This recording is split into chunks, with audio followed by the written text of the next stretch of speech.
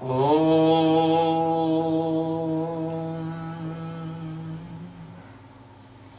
यस्य दर्शनमात्रेण ज्ञानोत्पद्यते स्वयं ज्ञानभक्ति प्रदातव्यम् तस्मै श्रीरामाय नमः।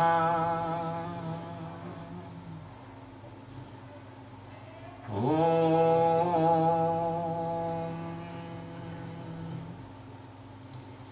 श्री राम जय जय राम। भगवान की असीम कृपा से जो अनंत आकाशीय गंगाओं के धारण करने में मात्र अपना करोड़वा अंश भी से भी कम में धारण करते हैं, इतना उनका अनंत विस्तार है। और जिनकी कृपा शक्ति करुणा शक्ति इन समस्त आकाशीय गंगाओं में मौजूद अनेक अनेक ब्रह्मांडों का नियमन संचालन संवहन परिवहन और रक्षण करती है, ऐसे माँ सीता के पवित्र चरणों में प्रणाम करके उन्हीं के आशीर्वाद से वाल्मीकि रामायण का 12वां सर्ग 12 सर्ग ले रहे हैं। 12 मतलब 12वां। राजा का ऋषियों से यज्ञ कराने के लिए प्रस्ताव, और ऋषियों का राजा के मंत्री को यज्ञ की आवश्यक तैयारी करने के लिए आदेश देना, ये इसका अध्याय, इसका सर्ग का विषय है। 12 सर्ग। ततः काले बहुतिथे कस्मिंश्चित् सुमनोहरे बसन्ते समनुप्राप्ते राज्ञो यष्टुं मनोऽभवत्। तदंतर बहुत समय बीत जाने के पश्चात कोई परम मनोहर दोष रहित समय प्राप्त हुआ। उस समय वसंत ऋतु का आरंभ हुआ था। राजा दशरथ ने उसी शुभ समय में यज्ञ आरंभ करने का विचार किया। ततः प्रणम्य शिरसा तं विप्रं देववर्णीनं यज्ञाय वर्यामास संतानार्थं कुलस्य च। इसके पश्चात उन्होंने देवोपम क्रांति वाले विप्रवर ऋष्य संघ को मस्तक झुकाकर प्रणाम किया और वंश परंपरा की रक्षा के लिए पुत्र प्राप्ति के निमित्त यज्ञ कराने के उद्देश्य से उनका वरण किया। मतलब उनको अपना यज्ञ का अधिपति, यज्ञ का मुख्य पुरोहित, यज्ञ का कर्ता धर्ता ऐसा न स्वीकार किया। तथेति च स राजन्मुवाच वसुधाधिपं संभारा संव्रियन्तां ते तुरगस्य विमुच्यताम्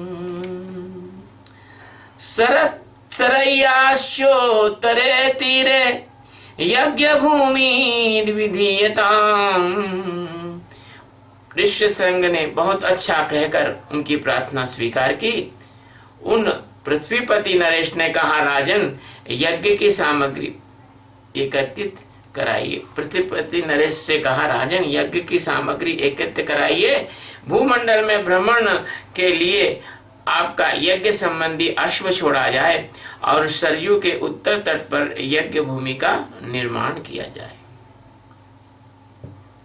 आज भी वो स्थान यज्ञशाला के नाम से जाना जाता है।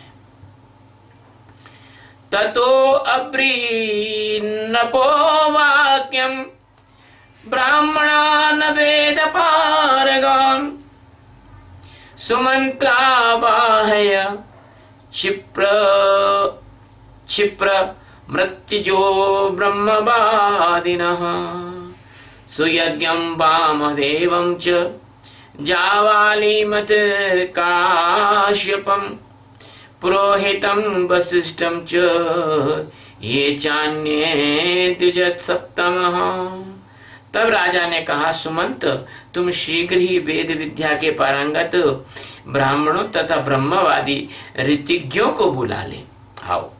सुयज्ञ वामदेव, जावाली, कश्यप, पुरोहित वशिष्ठ तो थे ही उस समय, और अन्य जो श्रेष्ठ ब्राह्मण थे उन सबको बुलाओ।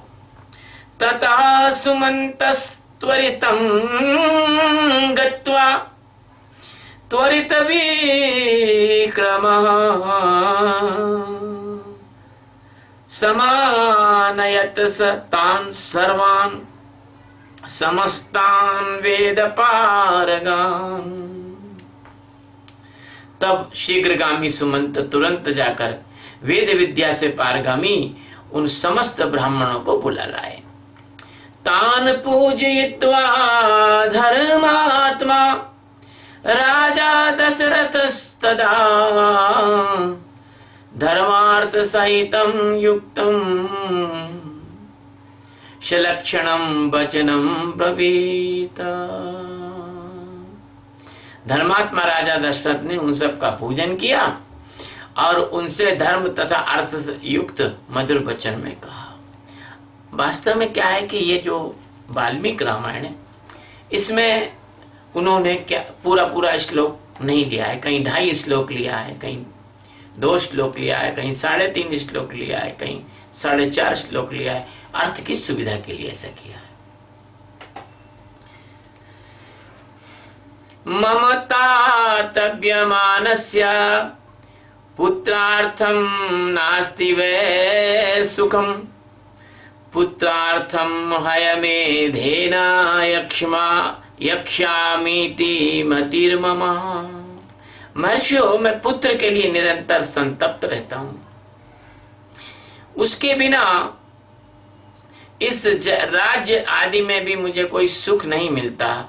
अतः मैंने विचार किया है कि पुत्र के लिए अश्वमेध यज्ञ का अनुष्ठान करूं। और अश्वमेध यज्ञ जो होता है उसके कई प्रकार होते हैं।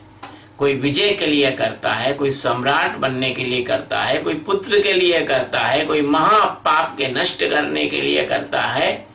जिस संकल्प से आप इस यज्ञ को करते हैं वो संकल्प आपका सिद्ध होता है। लेकिन यह अश्वमेध यज्ञ बहुत इसको कहते हैं, इसमें बहुत धन लगता है, बहुत व्यवस्था लगती है, बहुत सुयोग्य इसमें यज्ञ करता लगते हैं। इसमें ब्रह्म ज्ञानी, तत्व ज्ञानी, वेदांत और वेदांगों के पारंगत लोग लगते हैं, जो आज के समय में अब उपलब्ध नहीं है। 100% कह रहा हूं, अब उपलब्ध नहीं है। लेकिन अगर आप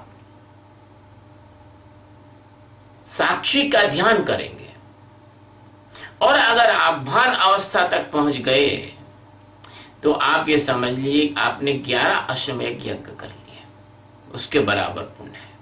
यदि आपको आत्मज्ञान हो गया तो ये समझो कि आपने हजारों अश्वमेध यज्ञ कर लिए। इंद्र भी आपके बराबर नहीं है फिर, अगर आपको आत्मज्ञान हो गया तो। और यदि आप पूरे ज्ञान में उतर गए, जैसे जागृत, स्वप्न, सुषुप्ति, सभी समाधि, सभी अवस्थाओं में आपका आत्मज्ञान स्थिर हो गया, आप रात में सो गए लेकिन आपका मन आपको सपने में भी विचलित ना कर सके, जिसको मैंने परम जागरण कहा है, सुविधा से लोगों को समझाने की दृष्टि से। यदि आपको ये हो गया तो बस समझो कि आपसे बढ़ के दुनिया में अब कोई रहा नहीं, आप परमात्मा के स्वरूप में ही आ गए। और इसी वाल्मीकि रामायण में मैं आपको बताऊंगा, इसमें वाल्मीकि ऋषि ने इसका निचोड़ एक ही लाइन का है। इसमें वाल्मीकि ऋषि ने कहा है कि जो आत्मज्ञानी है बस वही पुण्यात्मा इस जगत में, और जिसको आत्मज्ञान नहीं वो चाहे कुछ भी कर ले वो पापी ही है।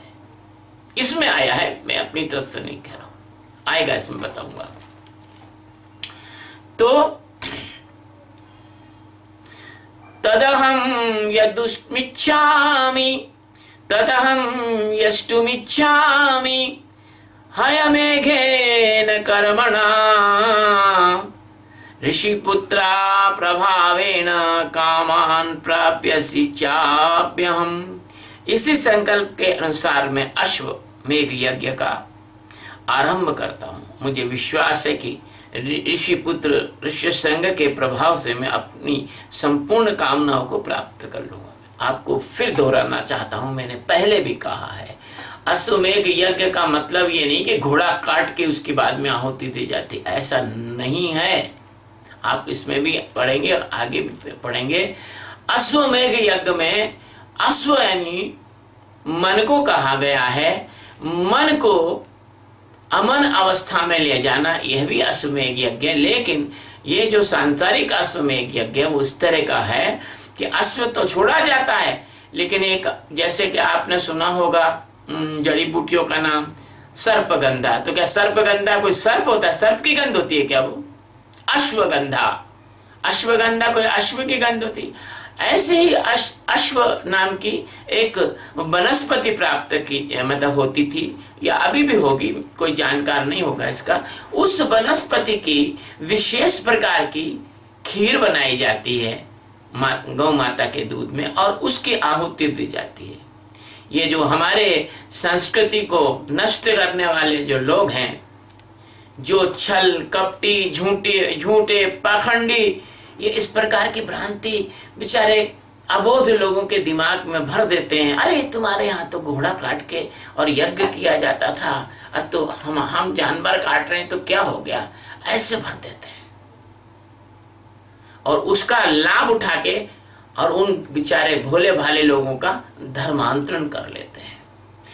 जब से हमने हमारे गुरुकुलों को खोया है, जब से हमने हमारे मंदिरों के संस्कार केंद्रों को खोया है, जब से हमारे मंदिरों पर केवल ऐसे लोगों का कब्जा हुआ जिनका मुख्य लक्ष्य दक्षिणा और धन कमाना था और लोगों को मूर्ख बना के और अपने बिल्डिंगें बनाना था और लोगों को अपना आध्यात्म के नाम पर डरा डरा कर अपना गुलाम बनाना था, तब से हमारे सनातन धर्म का पतन प्रारंभ हुआ। नहीं तो ऐसा पहले कभी था ही नहीं।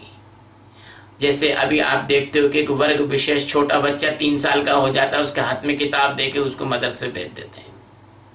ऐसे हमारे यहाँ पर पहले ये परंपरा थी कि बच्चा 5 साल का हुआ तो उसको गुरुकुल भेज दिया जाता था, और गुरुकुल में गुरुजी के पास ही रहता था, वहीं भोजन करता था, वहीं शयन करता था, वहीं पर सब कुछ सेवा करता था। वहीं पर पढ़ लिख कर वो व्यक्ति अच्छा मतलब धर्म शास्त्र, राजनीति शास्त्र, क्रीड़ा और शस्त्र और युद्ध कला सब चीजों में पारंगत होकर वो बच्चा आता था, और इसके बाद में वो समाज का अंग बनता था।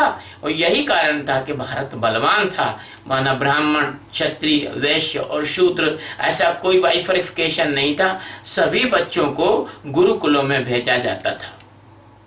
तब ऐसी तुम्हारी जाति भी नहीं थी, तब कोई दलित भी नहीं था, कोई महादलित भी नहीं था, कोई पिछड़ा वर्ग भी नहीं था, कोई ऐसा भी नहीं था कि कोई सवर्ण है, कोई वैश्य है। ये सब कर्म का विभाजन पहले हमारे यहाँ होता था, जिसमें जैसे योग्यता होती थी उसको वैसा काम दे दिया जाता था, और उसका एक जो ग्रुप होता था, एक समूह होता था, जैसे तुम्हारे यहाँ क्लब बन जाते हैं, उसका एक समूह हो जाता था, उसको कहते हैं हाँ ये वैश्य वर्ग का समूह है, उसमें जाति नहीं होती थी।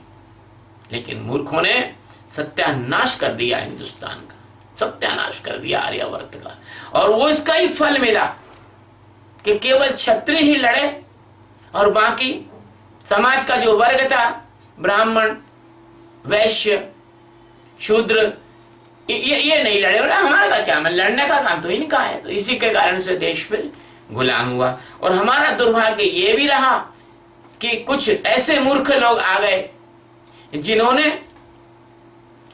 आधा श्लोक का अर्थ भारत में प्रचार किया अहिंसा परमो धर्म, और उन्होंने क्या किया, हथियार तलवार सब खत्म कर दी। और उस समय जब इन लोगों ने इस पर बौद्ध धर्म अपना लिया, तब जो है देश कमजोर होता गया और तब जो है विदेशी आक्रमणकारियों को बड़ी अच्छी सुविधा हो गई कि वो तो लड़ेंगे नहीं, वो तो अहिंसा के मारो काटो। जैसे बकरे को मारना आसान है लेकिन शेर को मारना आसान नहीं। तब हमारे शंकराचार्य, आदि गुरु शंकराचार्य जो केरल के लंबूद्रिपाद ब्राह्मण थे, तब उन्होंने आकर और बड़े बड़े बौद्ध विद्वानों से शास्त्रार्थ करके उनको पुनः सनातन धर्म में दीक्षित किया और भारत में 4 मठ बनाए, उसी लिए कि सनातन धर्म का प्रचार प्रसार हो सके और लोग अज्ञान से बाहर आए। और जो इन्होंने जो विधर्मी शाखा खोली थी, उन शाखा के कारण जो देश में कायरता, अज्ञानता, गलत दिशा जा रही है वो ठीक हो। लेकिन फिर कालांतर में वही हो गया कि हमारे जितने भी चारों मठ और जितने भी हमारे स्थान थे वो सब ऐसे लोगों ने हत्या लिए, क्योंकि ब्रह्मवेत्ता अपना शरीर छोड़ते गए और ढोंगी उनका स्थान लेते गए। उस वजह से आज हमारे देश की दुर्दशा है, वरना ऐसी दुर्दशा होती नहीं। इस संक्षेप में मैंने आपको बता दिया। अश्वमेध यज्ञ के विषय में भी आप समझ गए होंगे। ततः साध्विवती तद्वाक्यम ब्रह्मणा प्रत्यपूजयन् वसिष्ठ प्रमुखः सर्वे पार्थिवस्य मुखांच्युतम्। राजा दशरथ के मुख से निकली हुई इस वचन की वशिष्ठ आदि सभी ब्राह्मणों ने साधु साधु कहकर बड़ी सराहना की। मुखच्युतम है ना, मुख से निकले हुए है ना। और अब आगे का ऋष्य संग पुरोगाश्य प्रत्योचु रन्पतिम तथा संभारा संभ्रियांताम ते तुर्गश्य विमुच्यताम सरस सरस सरय्यावाश्चोत्तरे तीरे यज्ञ भूमि विधीयताम। इसके बाद ऋषि संघ आदि सब महर्षियों ने उस समय राजा दशरथ से पुनः यह बात कही, महाराज यज्ञ सामग्री का संग्रह किया जाए, यज्ञ संबंधी अश्व को छोड़ा जाए तथा सरयू के उत्तर तट पर यज्ञ भूमि का निर्माण किया जाए।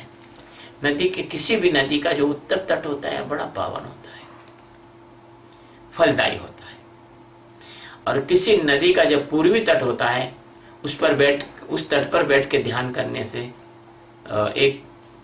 उसका एक अलग प्रभाव होता है, ध्यान अच्छा लगता है।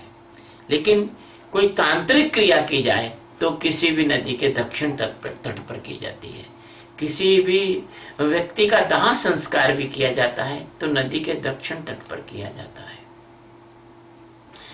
और किसी नदी के पश्चिम तट पर जो भी अनुष्ठान किया जाता है या यज्ञ किया जाता है उसका प्रभाव जो यज्ञ करता है उसको नहीं मिलता। उस यज्ञ का प्रभाव वो जिसके लिए संकल्प से यज्ञ कर रहा है उसको प्राप्त होता है। तो ये मैंने आपको बताया, इसमें नहीं, रामायण में नहीं। सर्वथा प्राप्स्यसे पुत्राश्चतुरो अमित विक्रमान यस्य ते धार्मिकी बुद्धिरियं पुत्रार्थमागता।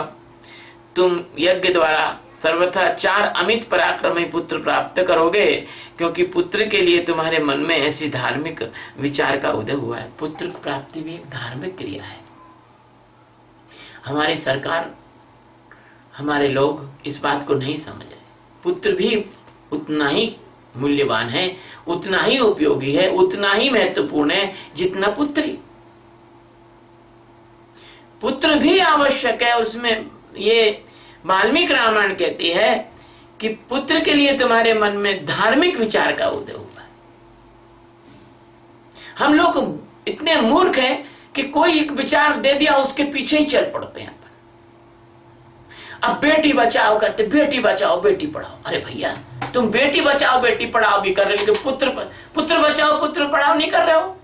तुमने ऐसे ऐसे नियम और कानून बना दिए लड़कियों के, बेटियों के पक्ष में कि लड़के तो डिप्रेशन का शिकार हो रहे हैं, मर रहे हैं, आत्महत्या कर रहे हैं, उनके खिलाफ झूठे झूठे मुकदमा लगा रही लड़कियां, लेकिन तुम्हारे पास उसका कोई उपाय नहीं है। तुमने तो बना दिया कानून और उसका दुरुपयोग हो रहा है, उस पर तुम्हारा कोई ध्यान नहीं है।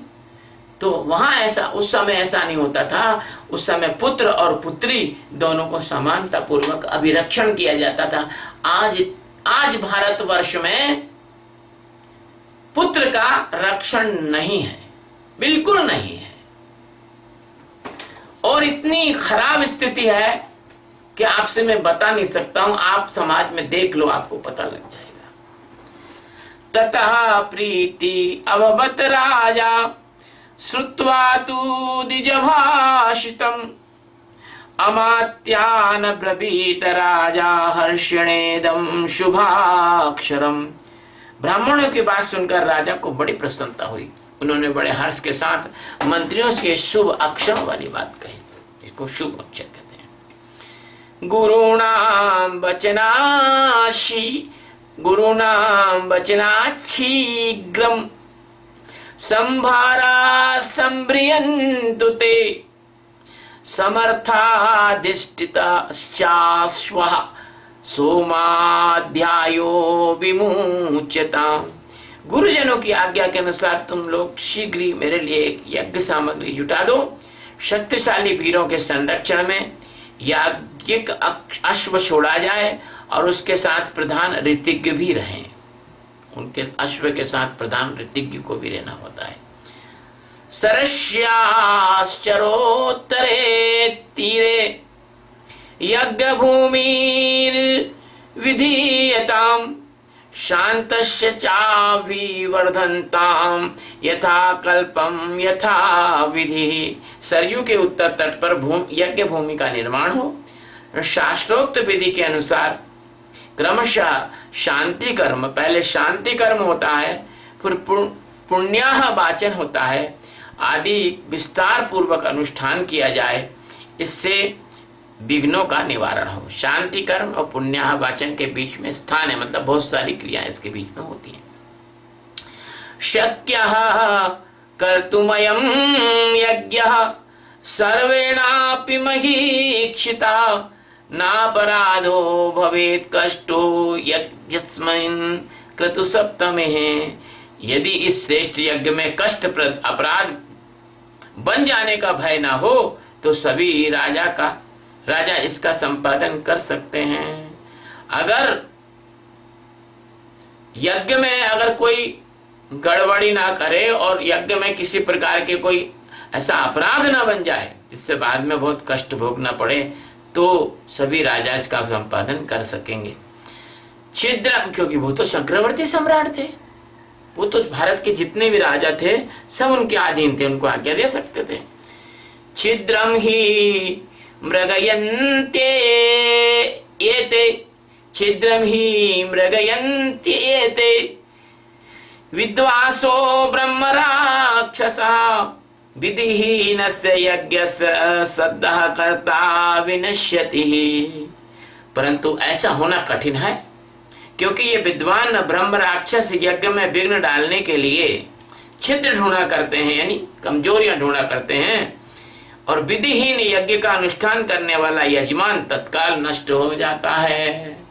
अभी भी ऐसे ब्रह्म राक्षस इस भारत देश में हैं जो कि इस राष्ट्र यज्ञ में छिद्र ढूंढ रहे हैं, गलती ढूंढ रहे हैं, आलोचना कर रहे हैं, दुष्प्रचार कर रहे हैं, षड्यंत्र कर रहे हैं। जो 5 तारीख को 500 वर्ष से भी ज्यादा, मैं तो कहता हूं 600 वर्ष के आसपास से भी ज्यादा समय से हम लोग एक यज्ञ कर रहे थे, प्राण यज्ञ। हमारे प्राणों की आहुति दे रहे थे भगवान राम की जन्मभूमि के लिए।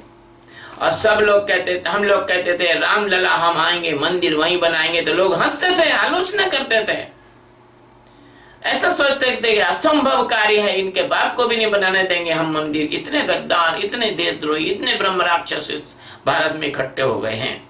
आज भी जब 70 वर्ष तक मुकदमा चलने के बाद जब सुप्रीम कोर्ट ने इसका फैसला दिया और ये मुहूर्त निकल गया 5 अगस्त का, तो आज भी ऐसे लोग हैं इस भारत में कि कोई ट्विटर पे लिख रहा है, कोई फेसबुक पे लिख रहा है, कोई अखबारों में लिख रहा है, कोई कुछ कर रहा है ना। और तो और बड़े दुर्भाग्य की बात है कि इस देश में एक ऐसे भी शंकराचार्य जो मुकदमे से जीत कर शंकराचार्य बने हैं, स्वरूपानंद जी, उनने तो ये तक कह दिया कि तो मुहूर्त ही गलत है, तो इस 5 तारीख को तो मुहूर्त ही नहीं होता। पहले कह रहे थे कि राम मंदिर तो बन ही नहीं सकता है, जब कोर्ट का फैसला नहीं आया था तो, और कहते मुहूर्त नहीं निकल सकता है। और इस प्रकार की बातें जो कर रहे हैं, तो क्या ये जो पूरे भारतवर्ष में जो 5 तारीख का मुहूर्त निकालने वाले बनारस के जो विद्वान हैं, बड़े बड़े मठाधीश हैं, बड़े बड़े साधु संत हैं, बड़े बड़े संस्कृत के विद्वान हैं, ज्योतिष के विद्वान हैं, वो सब कुछ नहीं जानते, बस ये शंकराचार्य सब कुछ जानते हैं। मैं वाल्मीकि रामायण के इस प्रवचन में ऐसे व्यक्ति जो जुगाड़ लगा के शंकराचार्य बन गए, उनकी घोर निंदा करता हूं। वो सनातन धर्म को हानि पहुंचा रहे।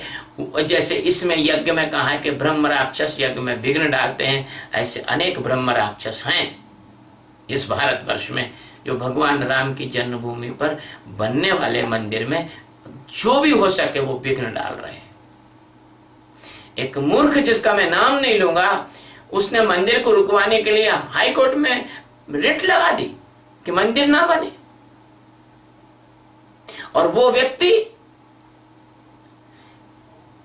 चीनी जासूस का मित्र है। इस देश में एक चीनी जासूस है, उसका मित्र है वो। तो इस प्रकार से मैं राजनीतिक व्यक्ति ना होकर भी कम से कम भगवान राम का तो मैं भक्त हूं। मैं ये कहूंगा कि राम विरोध न उबरसी, राम का विरोध करने से कोई उबर नहीं सकता। भले उसको, भले विष्णु आज ऐसा कुछ कहा, आज ईश मतलब वो अगर ब्रह्मा के बराबर भी शक्तिशाली हो जाए, इतनी उसको रिद्धि सिद्धि शक्ति पावर आ जाए, तो भी भगवान राम का जिसने भी विरोध किया है वो नष्ट हो जाएगा। आपके सामने उदाहरण है, सुप्रीम कोर्ट में भगवान राम के मंदिर के खिलाफ जो जो वकील पैरवी करने गए,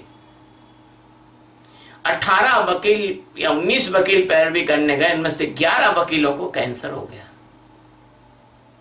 ये प्रमाण है आपके सामने। मैं ज्यादा तो नहीं बोलूंगा, लेकिन इतना ही बोलूंगा कि जैसे दशरथ भगवान कह रहे हैं कि ब्रह्म राक्षस यज्ञ में विघ्न डालने के लिए छिद्र ढूंढा करते हैं, है ना, और विधिहीन यज्ञ का अनुष्ठान करने वाला यजमान तत्काल नष्ट हो जाता है, वैसी स्थिति जो उस समय थी, आज से 21 लाख वर्ष पहले, वैसी स्थिति आज भी है। कुछ ऐसे ब्रह्म राक्षस वहां तो नहीं थे, अयोध्या में नहीं थे, बाहर के ब्रह्म राक्षस थे। ऐसे यहाँ पर भी भारत के ब्रह्म राक्षस नहीं है, बाहर के ही ब्रह्म राक्षस है, बाहर के ही है, वो भारत के नहीं है। उनका अगर डीएनए टेस्ट कराओ तो उनका डीएनए हमारे भारत के डीएनए से ना तो मैच नहीं करेगा, और कर भी लिया तो वो वैचारिक रूप से भारतीय नहीं है। तद यथा विधि पूर्वं में क्रतुरेश समाप्यते तथा विधानं क्रियतां समर्थः करणेष्वः। अतः मेरा यह यज्ञ जिस प्रकार विधि पूर्वक संपूर्ण हो सके वैसा उपाय किया जाए। तुम सब लोग ऐसे साधन प्रस्तुत करने में समर्थ हो, मतलब सभी लोग उसमें सहयोग करें, ये सीख हो जाए। तथेति च ततः सर्वं ततः सर्वे मंत्रिणः प्रत्यपूजयन् पार्थिवेन्द्रस्य तद्वाक्यं यथाज्ञप्तं कुर्वता। तब बहुत अच्छा कहकर सभी मंत्रियों ने राज राजेश्वर दशरथ के उस कथन का आदर किया और उनकी आज्ञा के अनुसार सारी व्यवस्था की। तदो दिजास्ते धर्मज्ञमस्तुवन् पार्थिवर्षभम अनुज्ञातास्ततः सर्वे पुनर्जग्मुर्यथागतम्। तत्पश्चात उन ब्राह्मणों ने भी धर्मज्ञ नृपश्रेष्ठ दशरथ की प्रशंसा की और उनकी आज्ञा पाकर सब जैसे आए थे फिर वैसे ही चले गए, क्योंकि अभी तो उनकी बैठक हुई है। गतेषु तेषु विप्रेषु मंत्रिणस्तात नराधिपः विसर्जयित्वा त्वं भीष्म प्रविवेश महामतिः। उन ब्राह्मणों के चले जाने पर मंत्रियों को भी विदा करके वे महामुनि महाबुद्धिमान नरेश मुनि मेरे मुंह से निकल गया है, हाँ वो मुनि ही थे, महाबुद्धिमान नरेश अपने महल में गए, क्योंकि वो राजर्षि थे। अब मैं इसमें एक बात आपसे निवेदन करना चाहता हूं। जैसे कभी आप लोग बीमार दुखी हो जाते हैं और आपको इलाज कराना पड़ता है और आपको अस्पताल में लाखों रुपए खर्च करने पड़ते हैं, किसी को कैंसर हो जाता है गलती से, किसी को हार्ट का बाल बदलना है, बाईपास सर्जरी कराना है, ये कराना है, तो उसको एक फंड रखना पड़ता है, रखना चाहिए उसको जीवन में। हमारी आय में से हमें एक फंड अपने संकट काल के लिए रखना चाहिए और एक फंड हमें भगवान के कार्य के लिए रखना चाहिए, ढोंगी ढांगियों को ना देते हुए। जैसे अभी राम मंदिर बन रहा है, तो राम मंदिर निर्माण समिति को हर परिवार को यथाशक्ति दान दो, भले 100 रुपए दो, 500 दो, 1000 दो, जो तुम्हारी ताकत है वैसे दो, इच्छा हो तो लाख दो, ताकत हो तो करोड़ दो, और देना जरूर चाहिए, क्योंकि जितना वहां धन इकट्ठा होगा उतना अच्छा वो मंदिर बनेगा। उस मंदिर में पैसे की कमी नहीं आना चाहिए। मैं अपने लिए कभी कुछ नहीं मांगता हूँ, मेरे शिष्य जानते हैं 1 रुपया भी कभी नहीं मांगता हूँ, लेकिन मैं भगवान राम के लिए झोली फैला के कहता हूँ कि आपको जितनी आपकी ताकत हो आप उस मंदिर में अवश्य दान करना निर्माण के लिए। और दूसरी बात है, जैसे वो राम मंदिर है ऐसे ये राष्ट्र मंदिर भी हमारा, ये देश भी हमारा है। हमारे देश के संकट काल, जैसे तुम अपने संकट काल के लिए पैसे रखते हो, ऐसे भगवान के लिए पैसे रखो और हमारे देश के संकट काल के लिए भी तुमको पैसे रखना चाहिए। जैसे समय पड़ गया, किसी दुश्मन से हमारा युद्ध हो गया, सरकार को कुछ पैसे की कमी पड़ गई, हथियार मंगाना पड़े, तो देश का प्रत्येक देशवासी, प्रत्येक परिवार उसमें देना चाहिए। हम देंगे जी, हम देंगे। आपको क्या चाहिए? आपको और रफाल चाहिए, आपको और टैंक चाहिए, आपको और डिफेंस सिस्टम चाहिए, आपको क्या चाहिए? आपको पैसे की कमी नहीं होने देंगे, हम देंगे।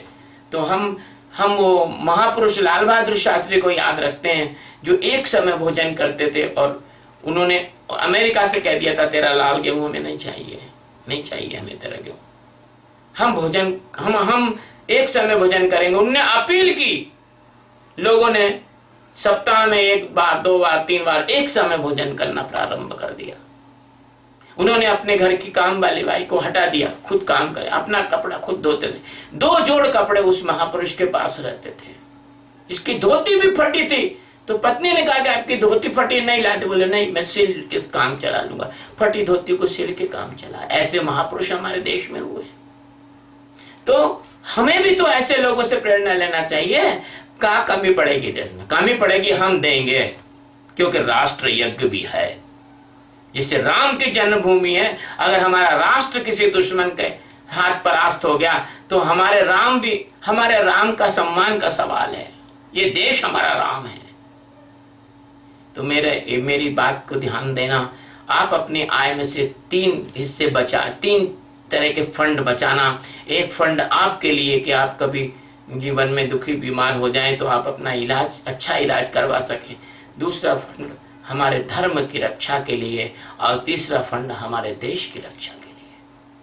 तो इसी के साथ ये जो सर्ग है 12वां सर्ग पूरा होता है। इत्यार्षे श्रीमद् रामायणे वाल्मीकि आदि काव्ये बालकांडे 12 सर्गः। इस प्रकार श्री वाल्मीकि जी निर्मित आर्ष रामायण आदि काव्य के बालकांड का 12वां सर्ग पूरा हुआ। श्री राम जय जय राम, श्री राम जय जय राम, श्री राम जय जय राम। भैया मेरी बात को राजनीति में मत लेना, मैं किसी पार्टी का सदस्य नहीं हूँ। शिवोहम शिवोहम।